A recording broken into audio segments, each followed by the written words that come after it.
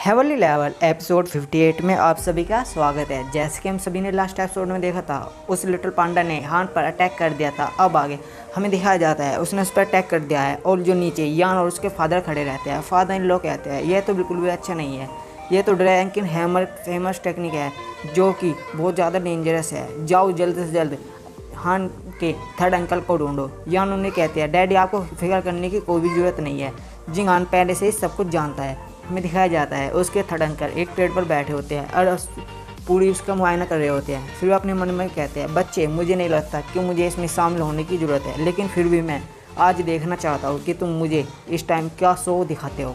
फिर हमें दिखाया जाता है हान उससे कहता है क्या तुम मुझे मारना चाहते हो। फिर वो कहता है तुम बस सपने ही देखो।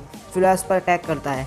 वो लिटिल पांडा अपने मन में कहता है यह तो डार्क फोर्स है और यह मेरी जो शक्ति है ना उसे भंग कर रही है। आखिर ऐसा क्या हो रहा है डार्क फोर्स के साथ।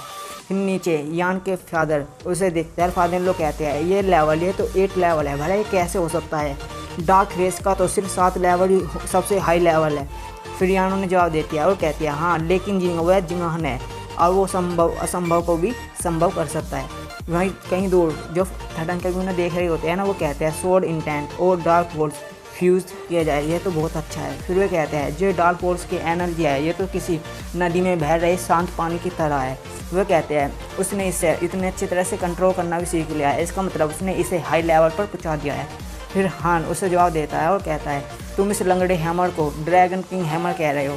वह उसे वापस जवाब देता है और कहता है आज मैं भी देखूँगा कि तुम मेरी अगली स्ट्राइक से कैसे बच पाते हो। आखिर इंटायर रेलम के अंतर के साथ इतना छोटा भी नहीं है कि तुम उसकी भरपाई इतनी आसानी से कर सको। हान उसे कहता है जब तो मैं तुमसे कह रहा हूँ कि बार बार लड़ रहा हूँ। हान उसे अपनी बात में फंसा रहा होता है तो पीछे से भालू आ जाता है। जब वह भालू को देखता है तो कहता है मैं लापरवाह हो गया था और अपने मन में कहता है उसने मेरे हैमर को अपनी क्यूआई में फंसा लिया है। हान उससे कहता है अब तुम इसे चकमा देने के बारे में तो भूल जाओ। लाओ हमें दिखाया जाता है भालू ने उसे पकड़ लिया होता है और हमें इसका लेवल बताया जाता है कि लेवल 4 है जी पीक लेवल पे भालू। फिर वह उसे ऐसे पकड़ लेता है जैसे कि उसकी गर्लफ्रेंड हो। फिर हान उसे कहता है मुझे तुम्हारा सिर जो है ना उधार चाहिए।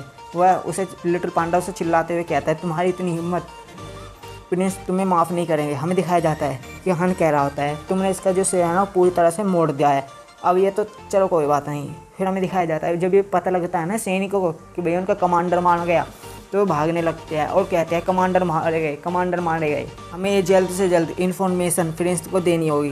पीछे से हाथ चिल्लाते हुए कहता है कि आज कोई भी यहाँ से जिंदा वापस जाने ना पाए। फिर वह सिर को हाथ में पकड़ लेता है और कहता है मुझे सोचने दो, मैं समझ गया, मैं तुम्हारे लिए एक अच्छा गिफ्ट भेज रहा हूँ। फिर सीन शिफ्ट होता है। हमें दिखाया जाता है इस सैनिक उबासी लेते हुए उठता है और कहता है आखिर ये लिटिल पांडा वापस कब तक आएगा। हम जितना जल्दी जीतेंगे उतना ही जल्दी हम घर वापस जाएंगे। उसकी नज़र एक जगह पड़ती है। वो कहता है ये क्या है। फिर वो भगा भगा जाता है, कहता है लिटिल पांडा।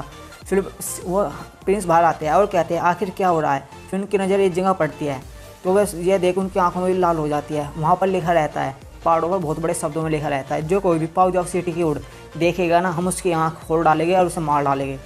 फिर वो चिल्लाते हुए कहता है पाउजाव सिटी जी हाँ। फिर हमें दिखाया जाता है वहाँ लान आ चुका होता है और उसके साथ वो लीडर भी है। लान उससे कहता है सबसे पहले हमें इस लिटिल पांडा को दफनाना होगा। राजकुमार उसे वापस जवाब देता है और कहता है इसकी कोई भी ज़रूरत नहीं है, 30,000 सैनिक इसकी वजह से मारे गए, यह उसका जिम्मेदार था। फिर वो कहता है इसे उल्टा लटका दो और यह सब अपमान सैनिकों को याद रखना होगा। फिर हाथ पत्थर हाथ में मारता है और कहता है कि जो कर रात सैनिक यहाँ पर पेट्रोलिंग कर रहे थे हम उनका कोर्ट मार्शल करेंगे। फिर वे हमें लाने रहते हैं। तो फिर दूसरा लीडर होता है ना उसका जुनून जाग उठता है। वो कहता है योर हाइनेस सब फिक्र मत करिए, मैं जिनान का सिर काट कर बदला वापस ले लूँगा। फिर वहाँ पर हंसने की आवाज़ आती है।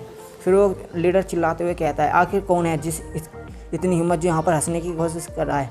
वह वो लड़की होती है और कहती है कि तुम्हें नहीं लगता कि किस दिन तुम्हारा सिर भी इसी तरह एक जगह लटका हुआ पाएगा। आप तुम इस बारे में क्या सोचते हो। जब लीडर आता है उसकी कमर पर अपने घुटने से मारता है और वो लड़की चिल्लाते हुए कहते हैं सितारे कभी भी झूठ नहीं बोलते, तुम्हारा सिर बहुत जल्दी काटा जाएगा, वो भी जिंगहान के ही हाथों। फिर वहाँ पर अभी तक आपने मेरी वीडियो को लाइक नहीं करा तो लाइक कर दीजिए, चैनल को सब्सक्राइब कर दीजिए। प्रिंस होता है ना वो कहता है मैं जानता हूँ इस देश में मुझे मारने वाले बहुत ज़्यादा आदमी हैं, यानी ऐसे बहुत सारे लोग हैं जो कि मुझे मार सकते हैं, लेकिन उनमें से जिहान तो बिल्कुल भी नहीं है और तुम फिक्र मत करो, जल्दी तुम्हारा एक नया साथी आने वाला है। फिर वो चिल्लाते हुए कहता है सभी सैनिक तैयार हो जाओ। फिर वो कहता है स्कॉट को बाहर भेजो, मैं जानना चाहता हूँ आखिरकार क्या हुआ था सब कुछ। फिर वो कहता है हम पूरी तरह से पाउजाउ सिटी को एक फ्लैट ग्राउंड में बदल देंगे। फिर वहाँ पर जो लीडर होता है ना, उसके साथ एक बंदा खड़ा होता है। वो बंदा कहता है मुझे बिल्कुल भी पसंद नहीं है कि कोई रोड कोर्ट की बेइज्जती करे। अब वहाँ के जो सैनिक होते हैं ना, वे भी चिल्लाने लगते हैं जिहान को मार डालो, जिहान को मार डालो, पाउजाउ सिटी को डैमेज कर डालो, ख़त्म कर डालो। फिर सीन शिफ्ट होता है और सीन होता है सिटी रोड मैनर का। फादर लोग के होश उड़े रहते हैं। अब उससे पूछते हैं तुम कल कहाँ गए थे। फिर हन उन्हें जवाब देता है और कहता है अभी बताया तो। फिर वो कहता है मैं यानी लिटिल पांडा का जो सर था ना, वो प्रिंस को वापस देने के लिए गया था। यह सुनो, फादर लोग गुस्से में आ जाते हैं, भगे भगे आते हैं, उसके कंधे को हिलाने लगते हैं और कहते हैं तुम ये क्या कह रहे हो, क्या तुम चुपचाप नहीं रह सकते थे, हम उनके सामने ऐसा प्रिटेंड कर सकते थे कि हम बहुत ज़्यादा कमज़ोर हैं और उन्हें फंसाने के लिए अच्छी तैयारी कर सकते थे। फिर वो कहता है तुम यानी उस फादर लोग कहते हैं कि तुम उन्हें उत्साह क्यों रहे हो, अगर उनका मोरल बूस्ट हो गया तो। फिर वहाँ पर यान आ जाती है और बड़े प्यार के साथ कहती है नो फादर, मेरे हबी सब कुछ जानते हैं और वैसे भी 30,000 सैनिकों को मरने के बाद हमें यह छुपाने से कोई भी फ़ायदा नहीं होने वाला, बल्कि हमें तो ये अनाउंस करना चाहिए और सभी को बताना चाहिए कि आखिर यहाँ क्या हुआ था। फिर वो कहते हैं यह एक रॉयल कोर्ट के लिए वार्निंग होगी और उन लोगों के लिए भी जो कोई भी पाउजा सिटी पर गंदी नज़र रखते हैं। फिर हान होता है ना, यान को अपने ले लेता है और बड़े प्यार के साथ कहता है मेरी बीवी मेरे बारे में सब कुछ जानती है। वह भी उसे बड़े प्यार के साथ जवाब देती है और कहते हैं मैंने आपके लिए कपड़े बनाए हैं, एक बार इन्हें भी आजमा लीजिए। फिर फादर इन लोग कहते हैं तुम्हारा जो हस्बैंड है वो बैटल में सबसे यानी हैंडसम पर्सन रहेगा। फिर वो कहता है मैं जानता हूँ तुम मुझे इग्नोर कर रहे हो, मैं यहाँ से जा रहा हूँ। फिर यान हन से बड़े प्यार के साथ पूछती है अगर आपको ज़रूरत है तो मैं भी फाइट कर सकती हूँ, और वैसे ही मेरी जो कलेंट्री स्ट्रेंथ है तो मेरी आइस क्यू के साथ मैं इस लायक तो हूँ। हान उसके सिर पर हाथ डलता है और उसे प्यार के साथ डांटते हुए कहता है तुम ये क्या कह रही हो, जो तुम्हारी कलेंट्री स्ट्रेंथ है तुम उस कंडीशन के साथ आइस क्यू आई का इस्तेमाल नहीं कर सकती इतनी लापरवाही से, और वैसे भी तुम्हें छोटे से काम में इन्वॉल्व होने की कोई भी ज़रूरत नहीं है, और वैसे भी मैं इस इंसिडेंट का ख़त्म होने का इंतजार कर रहा हूँ। जब यह ख़त्म हो जाएगा तो हम दोनों बच्चे भी तो पैदा करेंगे। फिर ये ऐसे में शर्मा जाती है और कान पर हाथ धर लेती है और कहती है अगर मैं समझ गई, अगर आपको बच्चे ही पैदा करने थे तो आप अभी तक मुझे ऐसे इग्नोर क्यों कर रहे थे।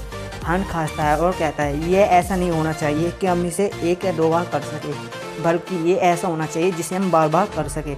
यान उसके पास आती है और बड़े प्यार के साथ उससे फिर दोबारा पूछती है और कहती है मैंने बहुत सी किताबें पढ़ी है और बहुत से टेक्निकों के बारे में भी पढ़ा है, अगर मैं अपनी आइस कंडीशन के साथ भी लड़ती हूँ तो इससे कोई भी परेशानी नहीं होने वाली। फिर वो कहती है यार वैसे भी बैटल यानी लड़ाई के बाद मैं आपको सेवा देना चाहती हूँ, मैं नहीं चाहती इस वजह से आप अपने आप को रोके रखें। और वह उसका कंधा दबाने लगता है। यस देख, हान का मुर्गा खड़ा होने लगता है। फिर हान अपने मन में कहता है सच में इतना हार्ड वर्क और पढ़ाई, इसके रवैये से लग रहा है कि मेरी बेबी बहुत ज़्यादा बेहतरीन है, मैं इसके लायक ही नहीं हूँ। फिर वह रोज कहता है रुझान तुम्हें इस बारे में सोचने की कोई भी ज़रूरत नहीं है, यहीं पे रुक जाओ। यह सुन उसे थोड़ा सा गुस्सा आ जाता है और उसका हाथ हटाते हुए कहती है मैं इस बारे में कुछ भी नहीं सोच रही, मुझे लगता है कि आपको इस समय आराम करने की ज़रूरत है। फिर वह वहाँ से जाने लगती है और कहती है आपने एक बार इस कपड़े को पहन लिया तो आपको इसे उतारने की कोई भी इजाज़त नहीं है। और ये कह वहाँ से चली जाती है। हन को कुछ महसूस होता है, वो अपने हाथों में देखता है और कहता है ये तो बहुत ज़्यादा ठंडा है। फिर वो कहता है वो ये क्या है। फिर वो कहता है तलिस्मान जो कि आइस की आइस से बनाया गया है।